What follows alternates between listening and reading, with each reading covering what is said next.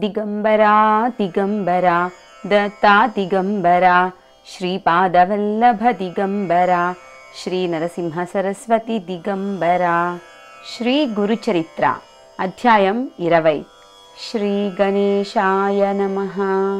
శ్రీ సరస్వత్యై నమః. శ్రీ గురుభ్యో నమః. ప్రస్తావన: మీరు చదవబోవు 20-21 అధ్యాయాలు తెలిపే అంశాలివి. 1. శ్రీ గురుడు ఒక చోట ఉంటూ అంతకుముందు తామున్న చోట కూడా సూక్ష్మ రూపంలో అచ్చటి భక్తులను రక్షించాడు. మహనీయులు సర్వగతులై భక్తులెక్కడ తమను స్మరించినా అక్కడే ప్రకటమై రక్షించగలరని సాయిబాబా చరిత్ర కూడా తెలుపుతుంది. 2. బ్రహ్మజ్ఞాని కొద్ది కాలమున్న చోట తీర్థక్షేత్రం అవుతుందని, అక్కడ చేసిన జపము పూజ ఎన్నో రెట్లు ఫలమిస్తాయని శాస్త్రం. 3. శ్రీ గురుడు, అక్కల్కోట స్వామి, సాయిబాబా వంటి సద్గురువులు తమ భక్తుల పూర్వకర్మ ఫలాన్ని ప్రత్యామ్నాయ పద్ధతులలో సులభంగా తొలగించి మృతులను కూడా బ్రతికించగలరు. 4. సామాన్యంగా స్వప్నాలు వాస్తవాలు కావు, కానీ సద్గురువిచ్చే స్వప్న సందేశాలు వాస్తవాలేనని పై మహనీయులందరి చరిత్రలు నిరూపిస్తున్నాయి. 5. సద్గురువు స్థూల రూపంలో లేకున్నా భక్తులెప్పుడైనా వారి అనుగ్రహం పొందవచ్చు. నామధారకుడికి శ్రీ గురుని అనుగ్రహం లభించినట్లే. కనుక శ్రద్ధతో ఈ గ్రంథం పఠించే వారి ఎదుట శ్రీ దత్తస్వామి ప్రసన్నుడై ఉంటాడని గుర్తుంచుకోవాలి. కథారంభము. నామధారకుడు సిద్ధమునికి నమస్కరించి, స్వామి, శ్రీ గురుడు గంధర్వపురానికి వెళ్ళిన తరువాత కూడా అమరపురంలోని ఉదుంబర వృక్షం క్రింద నివసిస్తూ భక్తుల కోరికలను నెరవేరుస్తున్నారని చెప్పారు కదా, అటువంటి అనుభవము ఎవరికైనా కలిగినదా అని అడిగాడు. సిద్ధముని సంతోషించి ఇలా చెప్పసాగారు: నాయనా, అటువంటి నిదర్శనాలు ఎన్నో ఉన్నాయి. అవన్నీ చెప్పడం ఎవ్వరితరము కాదు. అయినా ఒక్క నిదర్శనం మాత్రం చెబుతాను, విను. షిరోలా అనే గ్రామంలో వేదశాస్త్ర పరాయణుడు ఉదారుడు అయిన గంగాధరుడనే బ్రాహ్మణుడుండేవాడు. అతని భార్య శాంతాదేవి మహాపతివ్రత. ఆమెకు 5 కొడుకులు పుట్టారు గాని ఒక్కరు కూడా దక్కలేదు. ఆమె ఎందరో దేవతలను పూజించింది, ఎన్నో వ్రతాలు ఉపవాసాలు చేసింది. అయినా ఆమె కర్మ తీరలేదు. చివరకామె తన శోకానికి కారణము నివారణోపాయము తెల్పమని ఒక దైవజ్ఞుని కోరింది. అతడు, అమ్మా, నీ గర్భశోకానికి కారణం నీవు చేసిన పూర్వ పాపమే.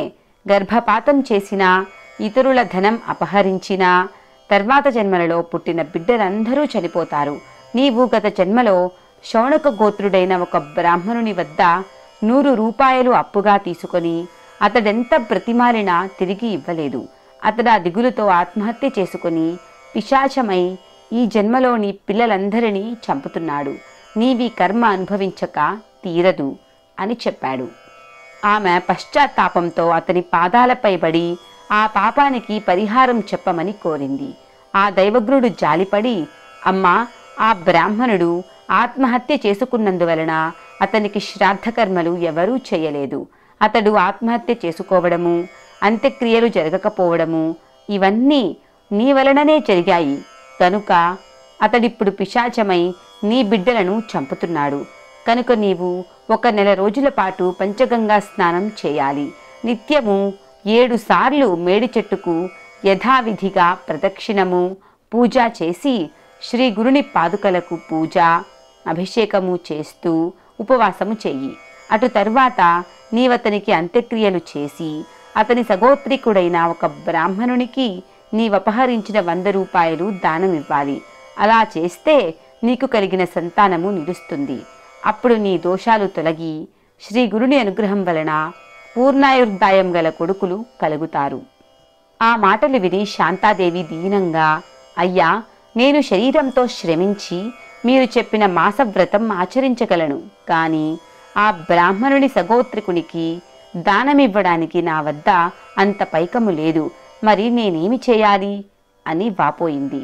ఆ దైవజ్ఞుడు, అమ్మా, అలాగైతే నిర్మలమైన మనస్సుతో నేను చెప్పినట్లు శ్రీ గురు పాదుకలను అర్చించి నీ శక్తి మేరకు దానమివ్వు. ఆ ఉదుంబర వృక్షంలో నిత్య నివాసం చేస్తున్న శ్రీ గురుడు పరమ దయామూర్తి. గనుక నీ భక్తికి మెచ్చి నీ పాప పరిహారం చేస్తారు అని చెప్పాడు. అప్పుడు శాంతాదేవి పంచగంగా సంగమానికి వెళ్ళి దీక్షగా ఆ వ్రతమాచరించనారంభించింది. 3వ రోజు ఆమె ప్రదక్షిణం చేసి నీరసంతో పడుకోగానే కునుకు పట్టి స్వప్నమొచ్చింది. కలలో ఆ పిశాచం కనిపించి ఆమెను భయపెట్టి తన సొమ్ము తిరిగివ్వకుంటే ఆమె వంశం నాశనం చేస్తానని ఆమె మీదకు దూకాడు. అప్పుడు ఆమె మేడి చెట్టు వద్దకు పరిగెత్తింది. అక్కడ శ్రీ గురుడున్నాడు. ఆమె ఆయన చాటుకు వెళ్ళింది. శ్రీ గురుడు ఆమెకు అభయమిచ్చి ఆమె మీదకు వస్తున్న ఆ పిశాచాన్ని అడ్డగించారు. అప్పుడు ఆ పిశాచం ఆయనతో తనకు ఆమె చేసిన అన్యాయం గురించి చెప్పి, స్వామి, తపస్వులు యతీశ్వరులు అయిన మీకు ఆమె పట్ల పక్షపాతం తగదు అని మొరపెట్టుకున్నాడు. అప్పుడు శ్రీ గురుడు కోపంతో, నీవు భక్తులను బాధిస్తే నిన్ను శిక్షిస్తాను. ఈమెనిలా బాధిస్తే నీకింకా పాపాలు చుట్టుకుంటాయే గాని లాభమేమిటి? ఈమె నీ డబ్బు అపహరించినది పూర్వజన్మలో గదా. ఈ జన్మలో ఈమె నిరుపేదరాలు. అందువలన ఈమె చేత ఊర్ధ్వ దైహిక కర్మలు చేయించి యథాశక్తి దానమిప్పిస్తాము. నీకు సద్గతి ప్రసాదిస్తాము. మేము చెప్పినది నీకు నచ్చితే సరే, లేకపోతే నీకు ఈ దుస్థితి తప్పదు. మేము మాత్రం ఈమెను రక్షించి తీరుతాము అన్నారు. ఆ పిశాచం, స్వామి, మీ దర్శనం వల్లనే నా కాఠిన్యం నశించింది. మీరెలా చేసినా సంతోషమే అన్నాడు. శ్రీ గురుడు శాంతాదేవితో, అమ్మా, నీవు యథాశక్తి పైకం వెచ్చించి అతనికి ఉత్తమగతి సంకల్పించి అంత్యక్రియలు జరిపించు. నీ బ్రహ్మహత్యా దోషం తొలగి పూర్ణాయువు గల కొడుకులు కూతుళ్ళు కలుగుతారు అని చెప్పి వెనుక దైవజ్ఞుడు చెప్పిన విధానమే ఆమెకాయన విధించారు. ఆమె నిద్రలేచి సంతోషంతో స్వామి చెప్పినట్లే చేసి 16వ రోజున ఆ బ్రాహ్మణునికి ఊర్ధ్వ దైహిక కర్మ చేయించింది. ఆమెకు బ్రహ్మహత్యా దోషము, ఆ బ్రాహ్మణునకు పిశాచత్వము తొలగిపోయాయి. తర్వాత మరొక రోజున శాంతాదేవికి శ్రీ గురుడు కలలో కనిపించి 2 కొబ్బరికాయలు ఆమె వడిలో వేసి, అమ్మా, నీ వ్రతము పూర్తి అయింది కదా, పారణకు ఈ కాయలు వాడుకో, నీకు నిస్సందేహంగా వేద విధులు పుడతారు అని చెప్పారు.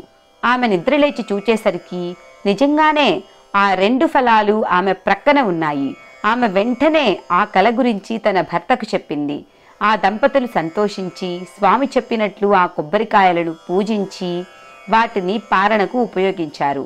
తర్వాత కొద్ది కాలానికి ఆమెకు 2 మగపిల్లలు కలిగారు. పెద్ద పిల్లవాడికి 7వ సంవత్సరము, రెండవ వానికి 3వ సంవత్సరము రాగానే పెద్దవానికి ఉపనయనము, రెండవ వానికి చౌల సంస్కారము అనగా పుట్టు వెంట్రుకలు తీయించుట చేయాలని ముహూర్తం నిర్ణయించి ఆ దంపతులు అన్ని ఏర్పాట్లు చేసుకున్నారు. కానీ ఆ ముహూర్తానికి ముందు రోజున పెద్దవాడికి అకస్మాత్తుగా ధనుర్వాతం వచ్చి మరుసటి రోజు సాయంత్రం సూర్యాస్తమయానికల్లా అతడు చనిపోయాడు. ఆ తల్లి శోకంతో తలను నేలకు కొట్టుకున్నది, గుండెలు బాదుకున్నది. చివరకు ఆ బాధ తట్టుకోలేక స్పృహ తప్పి పడిపోయింది. తిరిగి స్పృహ రాగానే ఆ బిడ్డను తలుచుకొని అతని శవంపై పడి ఇలా శోకించింది. నాయనా, మా ప్రాణరక్షకుడవు వంశోద్ధారకుడవు అయిన నీవు మమ్మల్ని విడిచిపోవడానికి నీ మనస్సెలా అంగీకరించింది? 5 బిడ్డలను పోగొట్టుకున్న నేను నిన్ను చూచాక ఆ శోకం మరచాను. శ్రీ గురుడు వరమిచ్చినందువల్ల నీపైనే ఆశలన్నీ పెట్టుకున్నాను. అప్పుడక్కడి జనులిలా ఆమెను ఓదార్చారు. అమ్మా, నువ్విలా ఏడ్చినందువల్ల నీ పిల్లవాడు మళ్ళీ బ్రతుకుతాడా? మృత్యువు దేవతలను, ఋషులను, రాక్షసులను, అవతార పురుషులను కూడా వదిలిపెట్టదు. మానవులమైన మనకెలా తప్పుతుంది? నువ్వాలోచించు, ఇలా దుఃఖించవద్దు. అది విని ఆమె, నాకు దాపురించిన పిశాచ భయాన్ని పోగొట్టి సాక్షాత్తు శ్రీ గురుడే ప్రసాదించిన ఈ ఫలం విఫలమెందుకవ్వాలి? నేను కూడా ఈ బిడ్డకు తోడుగా ప్రాణమైనా విడుస్తాను అని ఎంతో పట్టుదలగా బదులు చెప్పింది. ఆమె శ్రీ గురుని స్మరించి, స్వామి, త్రిమూర్తి స్వరూపులైన మీరు సత్య సంకల్పులని నమ్ముకున్న నాకు ఇదేమి గతి? నేను మీరు చెప్పినట్లు ఈ ఉదుంబర వృక్షాన్ని సేవించినందుకు ఫలితమిదేనా? నా విషయంలో మీరు విశ్వాసఘాతకులయ్యారు. పిశాచ బాధ తొలగించమని మిమ్మల్ని శరణు పొందిన నాకు ఇదేమి ఫలితము? పులి నుండి పారిపోతున్న ఆవు కసాయివాణిని శరణు పొందినట్లున్నది. తన కష్టాలు నివారించుకోవడానికి దేవాలయంలో ప్రవేశించిన వానిపై ఆలయం విరిగి పడినట్లయింది.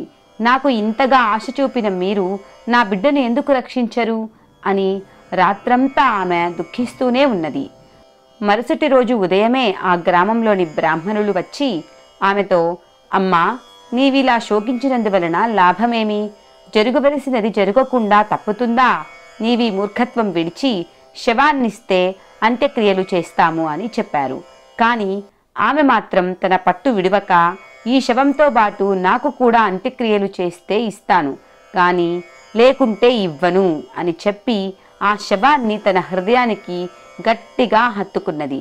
ఆ బ్రాహ్మణులు ఆశ్చర్యపోయి, బిడ్డతో కలిసి అగ్నిప్రవేశం చేయడమన్నది మేము కనీ విని ఎరుగము, ఇదెక్కడి ధర్మము అనుకున్నారు. ఆమె మాత్రం మధ్యాహ్న సమయం దాటిపోతున్నా శవాన్ని వారికి అప్పగించలేదు. చివరికామె శ్రీ గురుని మీద నిష్ఠూరమాడుతూ తాను ఆ బిడ్డతో సహా ప్రాణత్యాగం చేస్తానని ఆ శవాన్ని తీసుకుని నది ఒడ్డుకు చేరింది. జనులంతా ఆమెను అనుసరించారు. ఇంతలో ఒక బ్రహ్మచారి ఆమె వద్దకొచ్చి తత్వం ఉపదేశించాడు. అతడెవరో కాదు, త్రిమూర్తి స్వరూపము, భక్తవత్సలుడు అయిన శ్రీ గురుడే. శ్రీ దత్తాయ గురవే నమః. శ్రీ శ్రీపాద శ్రీ వల్లభాయ నమః. శ్రీ నృసింహ సరస్వత్యై నమః.